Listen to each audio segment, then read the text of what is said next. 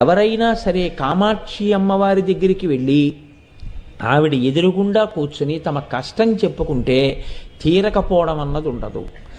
ఎవరికి ఏ కోరికైనా సరే ఆమె తీర్చగలదు. ఎందుకు తీర్చగలదు అంటే ఆవిడ పేరే కామాక్షి.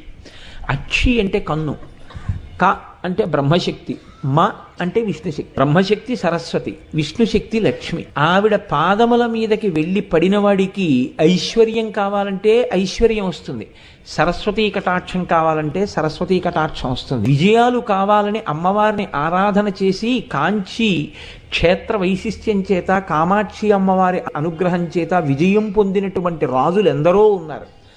అమ్మవారి అనుగ్రహంతో సంతానం పొంది అమ్మవారి అనుగ్రహంతో అపారమైనటువంటి సరస్వతీ కటాక్షాన్ని పొందినటువంటి మహాకవులు ఉన్నారు.